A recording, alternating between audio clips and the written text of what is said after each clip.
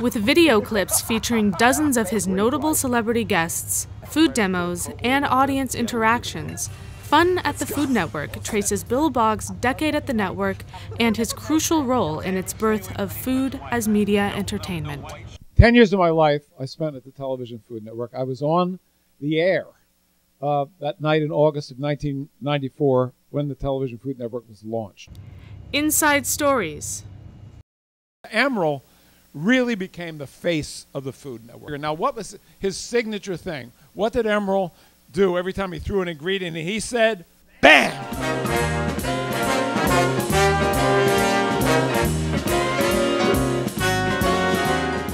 Show highlights. This show is the greatest scam I have ever perpetrated in my career. Now, come on, stay with me here. I talked the Food Network into paying me really good money to go to the greatest restaurants in America, eat for free with big name celebrities, and be on television. That was a scam. How many times in your career have you had to do a conversation with somebody about oysters and oysters as an aphrodisiac? I am so fed up with that topic. We have a publicist from NBC over in the corner here who's going to scream when I say this. Do you have any interest in remarrying again? Stay away from the Twinkies for one moment, and we'll get it. What are Twinkies? What are Twinkies? And there you see in the Twinkie are the three little portholes of Twinkies. cream. Wow. This show, Bill Boggs' Corner Table, it was a pioneering show insofar as the first non-complete cooking show on the Food Network. But of course, we were on the Food Network, so even though I had, inveigled them into my interviewing celebrities in restaurants, we had that food on the show. Food demos. Take a peek inside Le Cirque's $1 million kitchen and meet innovative executive chef Sotha Kuhn, who's preparing striped bass steamed in lemongrass for Joan. Celebrity advice. Well, Joan, as an arbiter of style, what do you think about table manners these days? Don't start with me.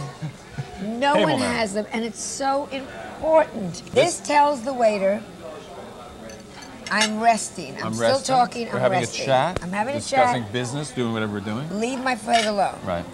This tells the waiter, I'm finished. And this tells the waiter, I'm European and I'm finished. Things that this interviewing people and eating at the same time format turned out to lend itself to was people making confessions, like food confessions. Confessions. Ennio, bring the bowl that I used to have my pasta serving in. And this is the former Cosby dining trough. This was the bowl they would bring rigatoni, puttanesca, and then the noodles were here. They'd already done al dente, so it had the cheese and everything in it. Then he would cover it with that's the way I wanted it. And I went from 193 to 242.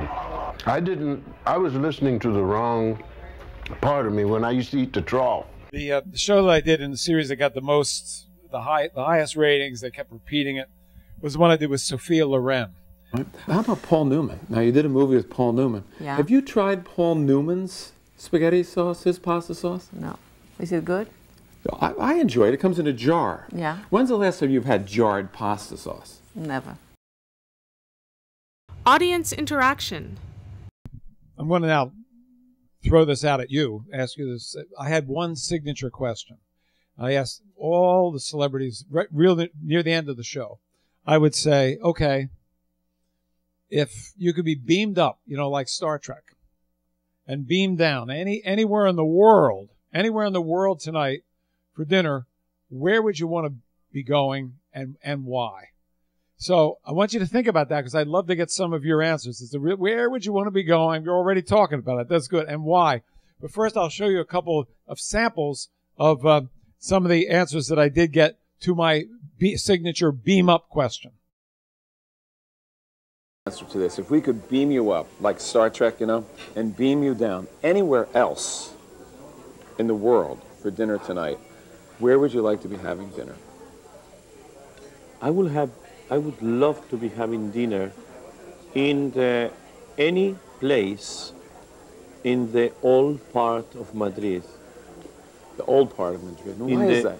Because this is my city. It's City my of your city, birth. and the atmosphere there is unbelievable. So why don't we try this now, okay? I'd love to hear from a couple of you. If you could be beamed down anywhere in the world tonight. London. London by night. Rules Hotel, a Rules restaurant rather. Old-fashioned, elegant. And I went there with a friend, Maiden Lane. I went there with a friend who ordered trotters.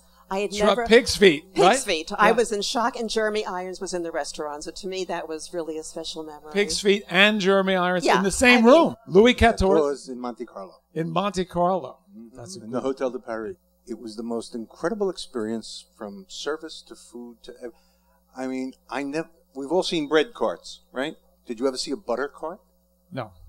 They came out with a cart with various different butters. Oh, which my butter? word. I never saw anything like that. Do they have any margarine on there? I certainly hope not. Fun. Close things out with one of my very favorite clips, and it's a fellow friar, Al Roker. I said, Al, at the end of this, I'm going to ask you for grilling tips. This is totally improvisational. Take a look. Number 6, do not wear one of those stupid aprons that say "Kiss the Cook." You get a T-shirt, a pair of shorts, you get stuff on it. Okay, can I kiss the cook now? Mwah. Fun at the Food Network is perfect entertainment for your organization's meeting, retreats, spousal sessions, breakout groups at conventions, fundraisers, or a novel addition to a lunch or dinner program. I thank you for coming. I hope you had some fun at the Food Network.